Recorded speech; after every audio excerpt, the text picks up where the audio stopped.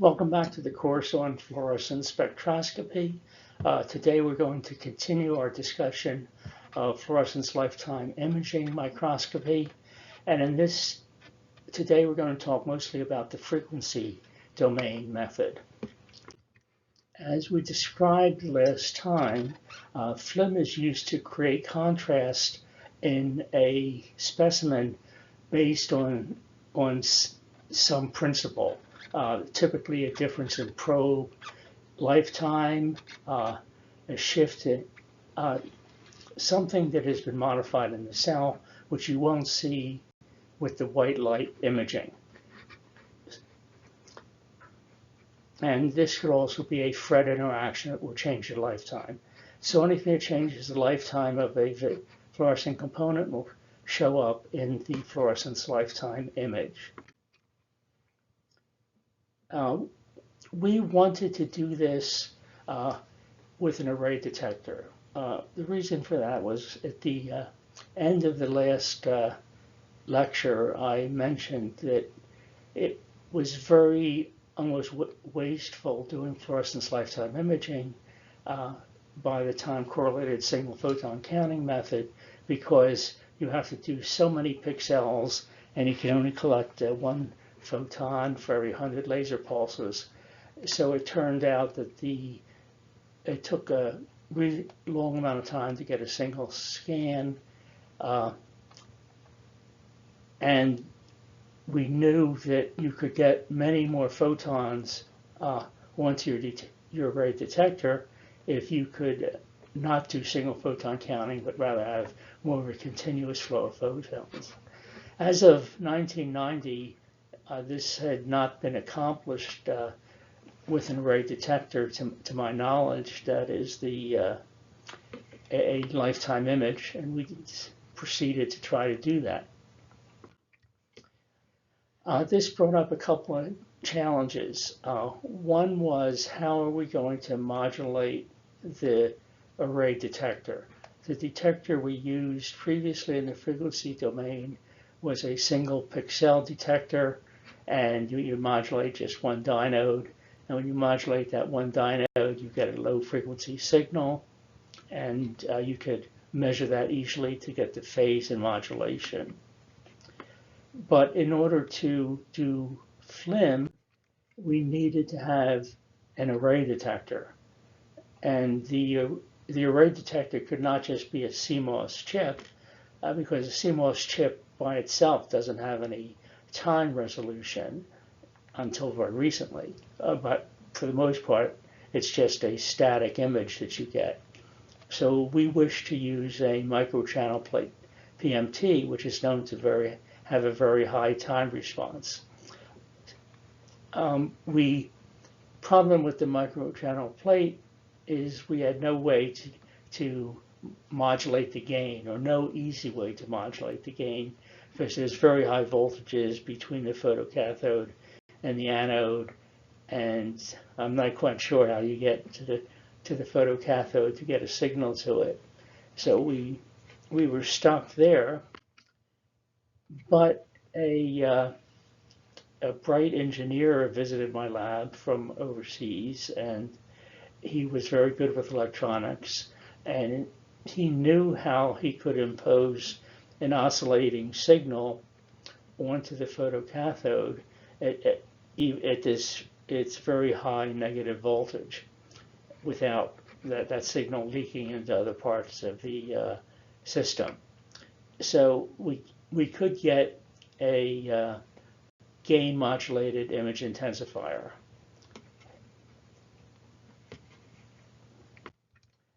But there was a part of the normal frequency domain method that we could not get, which was cross correlation. In the usual frequency domain method, we have a light modulation frequency and a phototube modulation frequency. We could offset them by a small a number of hertz and get a beat signal which had all the information we needed in it. We did not know how to do cross correlation with a microchannel plate, so we had to work without cross correlation, which was called a homodyne method. And what we mean by homodyne was that the laser beam or the incident light was of course modulated at some frequency. The only thing that we could do was to modulate the gain of the image intensifier at the same frequency. And if we modulated it in step with the incident frequency, you would get a steady state signal, which would be a phase sensitive signal. And depending on where the phase of the image intensifier gain was set relative to the phase of where the light coming in was set, you would get a different phase sensitive image. But these are all steady state images, because our camera, our CCD camera at that time, would only collect steady stationary images. We didn't have any option to do time resolved imaging from that. So the image intensifier gave us a phase sensitive image. The phase sensitive image is like one point across here, where the what you have for that phase, and then you vary the phase and you get a difference signal. We were in quite a hurry at this time. We were preparing for an NIH site visit, and we had to figure out how the heck are we going to vary the phase angles. So we used the old trick that many people are well aware of. We just used different lengths of coaxial cable to to change the phase angle between the incident light and the image intensifier. So we can then get a series of phase sensitive intensities. So now we have to test this. At the time we were developing this, there was a great interest in imaging calcium. So that was the logical thing to do. We weren't quite as many FRET applications at that moment. So how could we do this? Well, let's look at the calcium probes that we had back then. Calcium green, it displayed an intensity change and no spectral shifts. That didn't mean it wasn't good for FLIM, but it wasn't good for most uses in microscopy, because without a spectral shift, you couldn't differentiate probe concentration from the lifetime. Fluora 2 required 2 excitation wavelengths, gave no shift in the emission. Indo 1 required 2 excitation wavelengths, but no emission shift.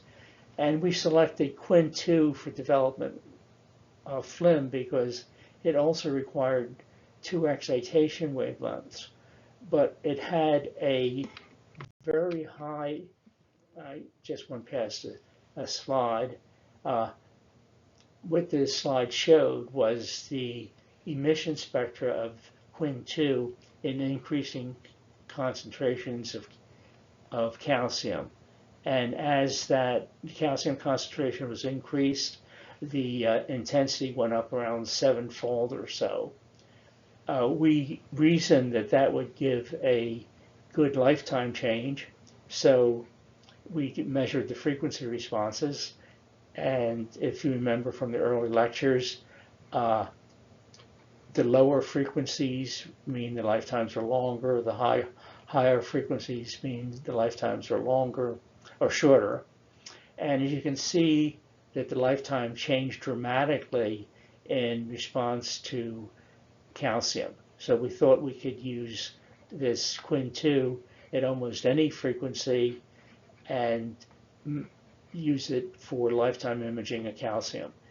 The intensity decay of Quin 2 is multi-exponential under almost all conditions, but that doesn't matter. If you're just doing a sensing measurement, there's still a unique phase angle at a given frequency, even if it's a multi-exponential decay. So we use those phase angles. And then we needed a reliable a sample to measure. So what would be a reliable sample to measure?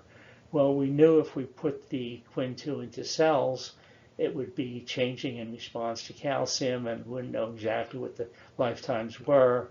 So we started off for a feasibility demonstration by just having a row of cuvettes. So we had a row of cuvettes, we put the light beam through the row of cuvettes, and we imaged that into our CCD camera, shifted the phase with the cables, got the phase and modulation for each of the cuvettes, and lo and behold, it worked. We could get the proper lifetimes from the phase-sensitive spectra that we had collected.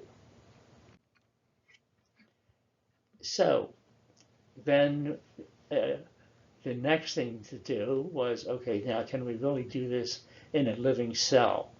So we got some cells and we labeled them with Quin2, and these are the white light images of the cells, which essentially tell you nothing.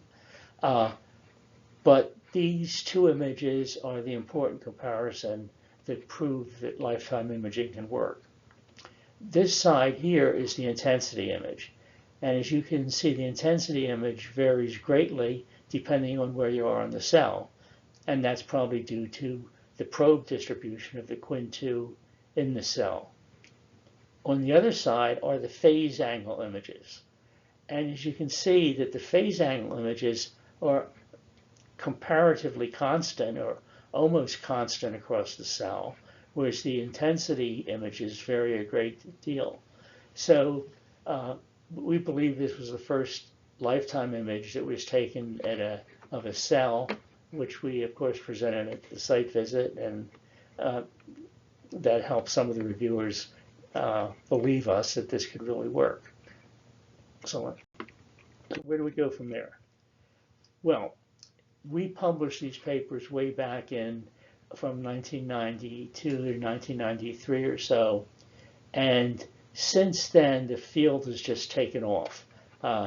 This is the number of publications per year since 1990 or so, and basically it's gone up to a couple hundred a year. This includes both frequency domain and time domain, but in any event, it shows the great increase that there has been in FLIM, and you can just see this in the types of papers that are being reported, because it's taking people's imagination. So what else has happened in FLIM? This was a real surprise to me. I'm sort of taking it as a given now that you can do FLIM in cells if you want to. And I think there's two companies right now that will sell a FLIM FD instrument just like the one we constructed with the gain modulated image intensifier. So you can buy such an instrument at this time. What surprised me the most was the applications of FLIM to surgery. I would have never thought that that was going to happen. I didn't anticipate that. But the first thing I came across that it was used a lot in examining brain tumors, and this is because the gliomas they're practically invisible.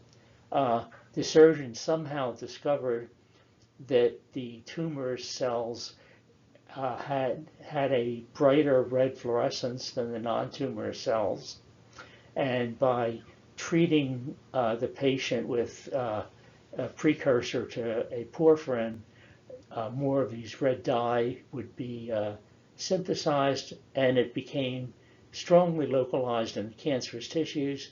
And it seems to be, I don't know where they get these numbers from, but they trust it to like the 97% level. But you can use FLIM in other surgeries, looking for cells with the correct or incorrect number of chromosomes. The laser-guided surgery is very important for looking at the margins of the tumor, because the surgeon wants to get rid of much of the tumor cells as they can, but it's always at the margins where they have to make a judgment whether to take more tissue or leave some cells there. And FLIM is becoming used more and more widely for assisting the surgeons in deciding how far to resect around a particular tumor.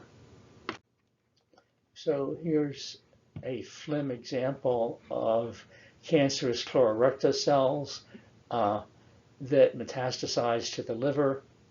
And I mean, not all examples are as nice as this. I had to pick a nice one.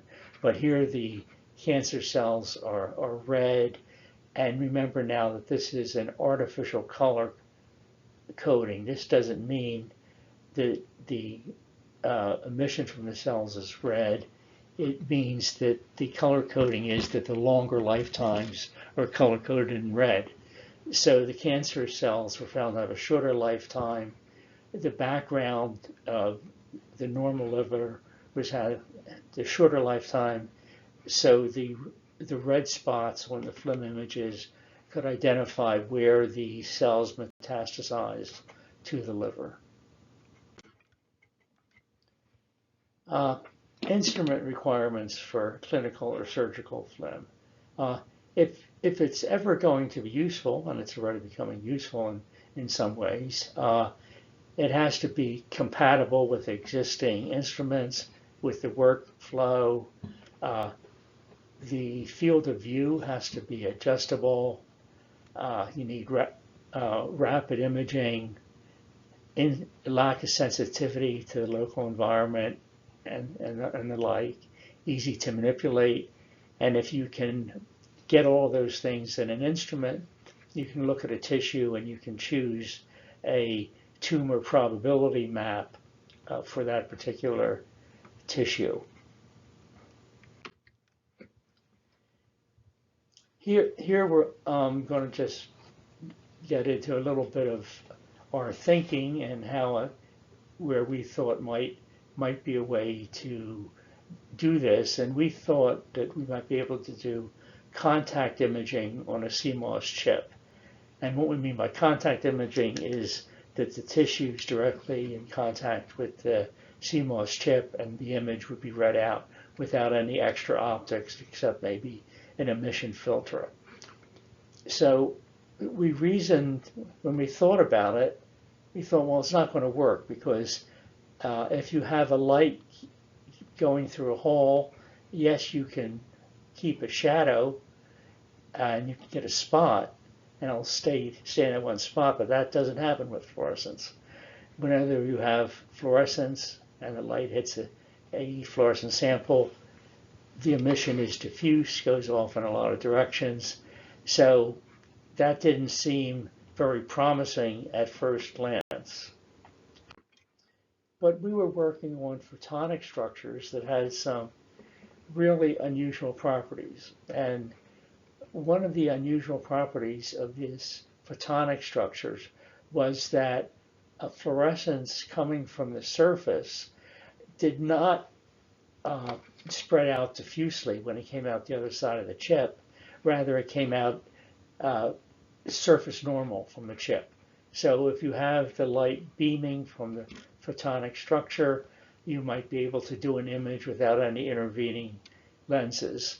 And we had gone through all the calculations with the chips, whether the distances would be right, and everything seemed that could possibly work.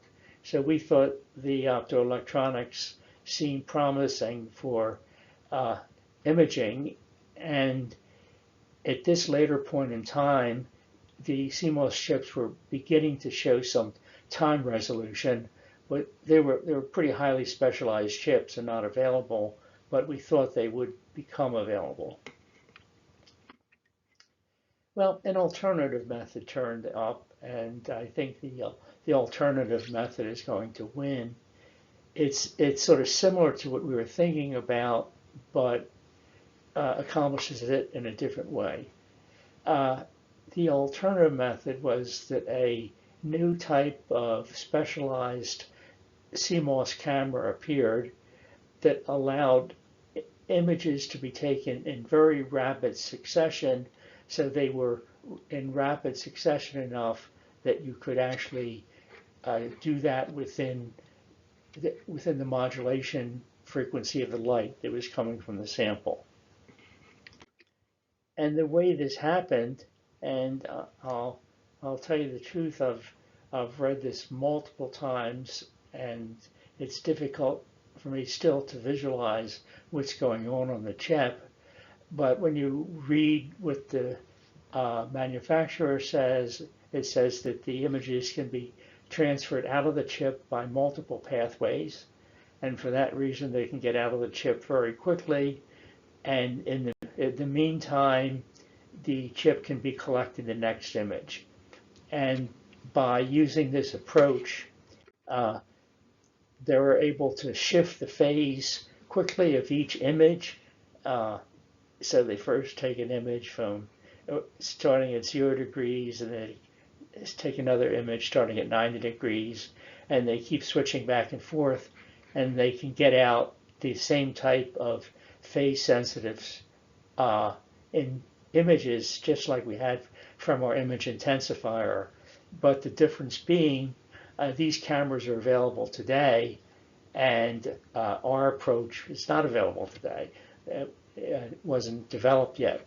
So these are now the cameras of choice for surgical FLIM. And here's, I think, one of the nicest examples of surgical FLIM. These are mouse kidney cells, white light images, and then the phase images. This is a phase angle images taken at 30 megahertz. And as I mentioned, sometimes they do intensity weighting on the images to bring out more detail, but that doesn't, it's not that important at that moment. The important thing is that there are now really simple and versatile methods to do FLIM in surgical suites. The contact imager on a CMOS chip, we were hoping that that would be practical, but these multi-gate chips have come out, and they're likely to improve very quickly and become the selected way of doing things. I wish I could describe more of the technology surrounding FLIM to you. Everything's evolving rapidly. Many new ideas keep coming out, and I can't practically describe them within this course format. So I thank you for your attention. That's the end of the lecture for today, and best wishes for the rest of the day. Bye.